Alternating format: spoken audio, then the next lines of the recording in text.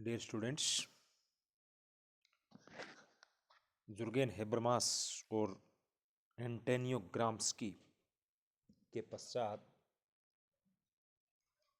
हमारे next social thinker जो आपके पाठ्यक्रम में हैं वो हैं एंथोनी गिडेंस। एंथोनी गिडेंस नई पीढ़ी के समाजशास्त्री और प्रसिद्ध चिंतक हैं। परंपरावादी समाजशास्त्री और जो हमारे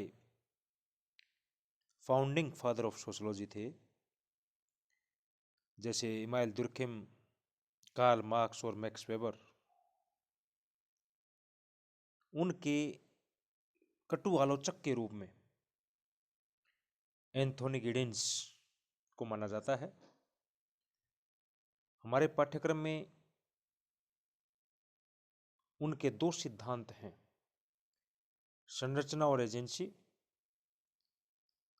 तथा और एक आधुनिकता का एक प्रसिद्ध सिद्धांत जो माना जाता है आधुनिकता का। एंथोनी गिडेंस के दो अवधारणाएं या सिद्धांत हमारे पाठ्यक्रम में हैं। उन दोनों अवधारणाओं को समझने से पूर्व आज वाली वीडियो में हम एंथोनी गिडेंस का इंट्रोडक्शन देखेंगे। एंथोनी गिडेंस पार्ट 1 में उनका विचारधारा, सोचने का नज़रिया, दृष्टिकोण और उनके ऊपर किस किस विचारक का या परिस्थितियों का प्रभाव पड़ा, किस प्रकार से उन्होंने कौन कौन सी अवधारणाएं दी, यानी एंथोनी गिडेंस का नज़रिया क्या था, समाजशास्त्री नज़रिया। एंथोनी गिडेंस का जन्म उत्तरी लंदन में 18 जनवरी 1938 में हुआ था। उन्होंने 1957 में हल विश्वविद्यालय से स्नातक किया। खेल और समकालीन ब्रिटेन पर लघु शोध प्रबंध लिखा, माइनर रिसर्च प्रोजेक्ट, और अपनी मास्टर्स की डिग्री उन्होंने लंदन स्कूल ऑफ इकोनॉमिक्स से प्राप्त की। लंदन स्कूल ऑफ इकोनॉमिक्स एक प्रतिष्ठित संस्थान माना जाता है जिसकी अपनी एक शाख है।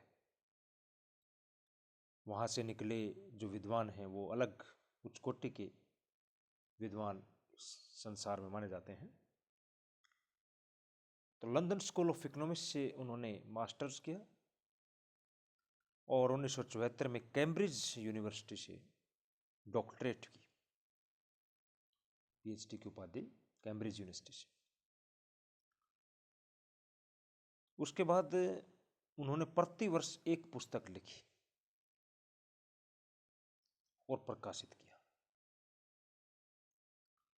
लिसेस्टर विश्वविद्यालय से उन्होंने अपने कैरियर में शिक्षण की शुरुआत की, यानी शुरू में वो शिक्षक के रूप में नियुक्त हुए लिसेस्टर विश्वविद्यालय में, और 1980 में कैम्ब्रिज यूनिवर्सिटी में प्रोफेसर बने। यानी करियर की शुरुआत लिसेस्टर यूनिवर्सिटी से की और 1980 में जाकर के कैम्ब्रिज यूनिवर्सिटी में जो है प्रोफेसर बने। वो इसके अतिरिक्त लंदन स्कूल ऑफ इकोनॉमिक्स के डायरेक्टर भी रहे, ब्लेयर सरकार में सलाहकार भी रहे, जो लेबर पार्टी के प्रधानमंत्री हुए ब्रिटेन के। ब्रिटिश समाजशास्त्री और एक प्रसिद्ध चिंतक गिडेंस को माना जाता है। 1 दर्जन से भी ज़्यादा मानद उपाधियाँ एंथोनी गिडेंस को प्राप्त हुई हैं। इसी से अंदाज़ा लगता है कि आप किस लेवल के विद्वान हैं, स्कॉलर हैं।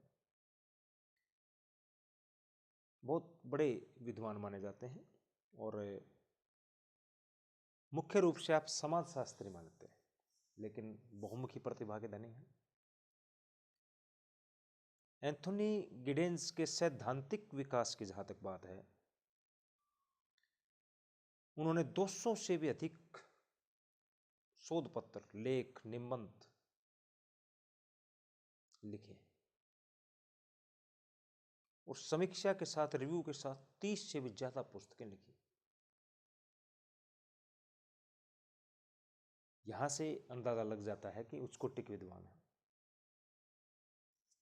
आपने सामाजिक मनोविज्ञान, भाषा विज्ञान, अर्थशास्त्र, संस्कृति और राजनीति के क्षेत्र में उल्लेखनीय कार्य किए अपनी रचनाओं में। उनका दृष्टिकोण अंतः विषयक है, इंटरडिसिप्लिनरी।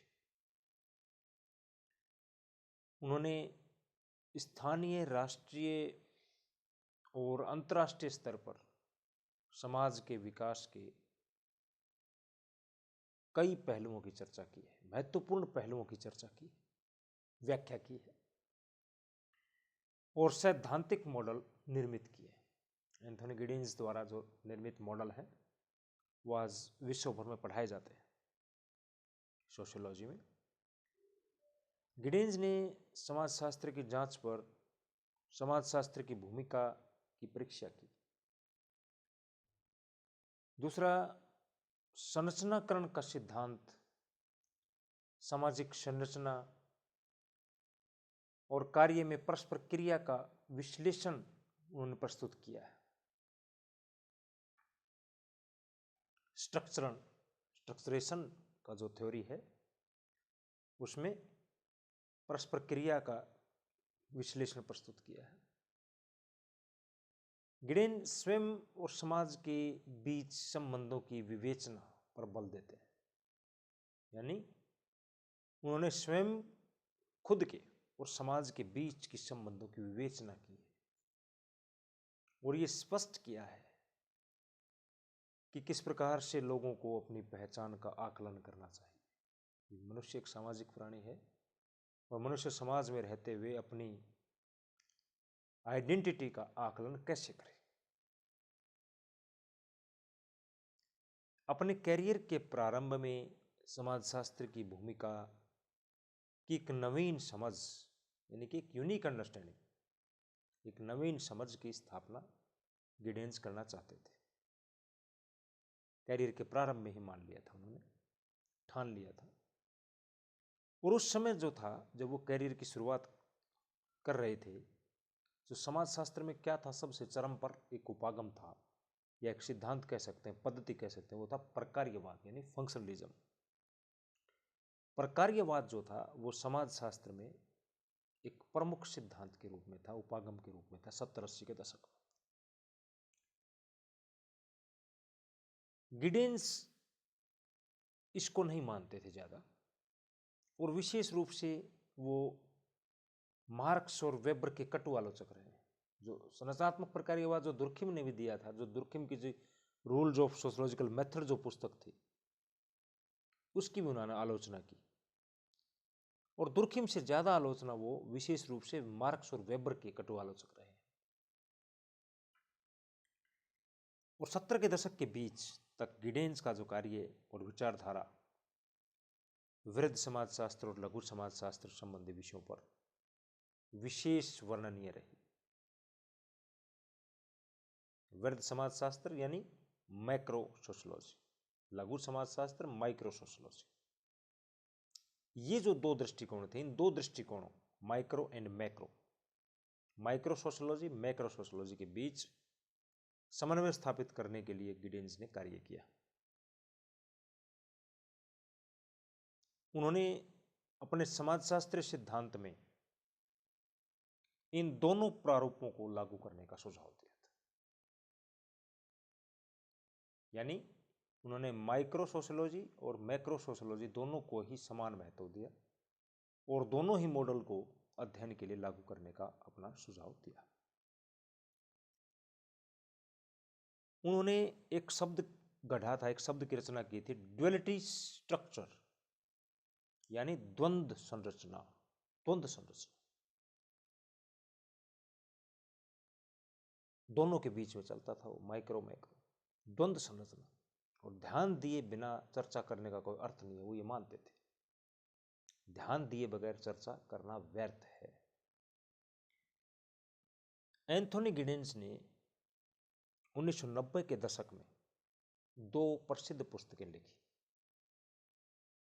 यानी उनके समाजशास्त्री योगदान में देखें, उनकी कृतियां देखें, हम उनका वर्क्स देखें, तो 90 के दशक में 2 पुस्तकें उन्होंने लिखी थी। सबसे बड़ी जो आधुनिक जो गुडेंस सिद्धांत दिया, प्रसिद्ध पुस्तक थी उनकी आधुनिकता यानी मॉडर्निटी, और दूसरी जो पुस्तक थी वो आधुनिकता और स्वयं पहचान के परिणाम, कॉन्सिक्वेंसेस सेल्फ आइडेंटिटी। आधुनिकता थी एक पुस्तक का नाम, दूसरी थी आधुनिकता तथा स्वयं पहचान के परिणाम। ये दोनों ही रचनाएं पूर्व आधुनिकता, आधुनिकता और उत्तर आधुनिकता के बीच मतभेद का विवेचन करती है। 3 चीज बताई हैं, ध्यान से सुनना। पूर्व आधुनिकता, आधुनिकता और उत्तर आधुनिकता के बीच मतभेद का विवेचन करती है ये पुस्तकें, गिडेंस की लिखित पुस्तक। पूर्व आधुनिकता मतलब अर्ली मॉडर्निटी या प्री मॉडर्निटी, और बीच में फिर आती है आधुनिकता यानी मॉडर्निटी, और एक मॉडर्निटी से बाद की चीज है पोस्ट मॉडर्निटी, उत्तर आधुनिकता। Pre modernity, modernity and post modernity, तीनों के बीच जो द्वंद्व है, तीनों के बीच का जो मतभेद है, उसकी विवेचना इन पुस्तकों में एंथोनी गिडेंस के द्वारा की गई है। वे इनमें से किसी को भी चुनने का मत व्यक्त नहीं करते हैं कि भाई तीनों में से कौन सी चीज बढ़िया है, ये बताते नहीं है। ये कोई राय नहीं देते कि हमारे लिए पूर्व आधुनिकता बढ़िया रहेगी या हमारे लिए आधुनिकता बढ़िया रहेगी या हमारे लिए उत्तर आधुनिकता का दौर सही रहेगा। नो, वो चुनने का मत व्यक्त नहीं करते, वो राय नहीं देते अपनी तरफ से। उनकी ये मान्यता है कि व्यक्तिगत कार्यों के लिए और अधिक सोच विचार करने की आवश्यकता है। इन तीनों में आपको क्या चाहिए, वो सोच विचार करने की आवश्यकता है। लोगों की जो पसंद है वो सीमित है, सीमित होती है पसंद। वो ये जरूर मानते थे कि पारंपरिक समाज में बाधाएं कम हैं और उत्तराधुनिक समाज में या उत्तर परंपरागत समाजों में जो तनाव है वो ज्यादा है। नेचुरली जो पारंपरिक समाज, ट्रेडिशनल सोसाइटीज थी, ये कह सकते हैं आप, पूर्व आधुनिकता की जो स्टेज है उसमें बाधाएं और तनाव कम है, और उत्तर परंपरागत समाजों में तनाव अधिक है।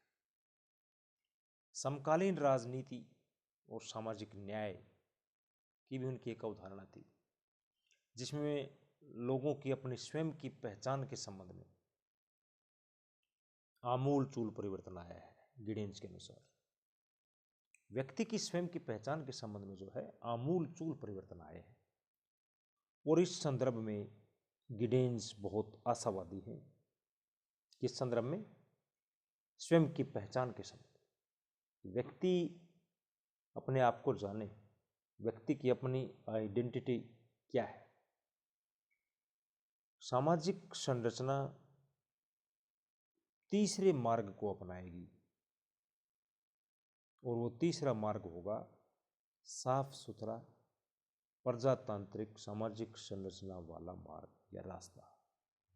गिडेंस ये कहते हैं व्यक्ति की अपनी सेल्फ आइडेंटिटी के लिए, पहचान के लिए, कि जो सोशल स्ट्रक्चर है, सामाजिक संरचना जो है, वो न तो दक्षिण मार्ग को अपनाएगी और न ही वाम मार्ग को अपनाएगी, अपितु वो तीसरा मार्ग चुनेगी जो कि ज़्यादा अच्छा रहेगा, ज़्यादा साफ सुथरा रहेगा और ज़्यादा प्रजातांत्रिक मार्ग होगा और सामाजिक संरचना वाला मार्ग होगा। तो ये थी एंथोनी गिडेंस का प्रारंभिक परिचय। अगले वीडियोज में उनके सिद्धांतों की चर्चा करेंगे। Thank you.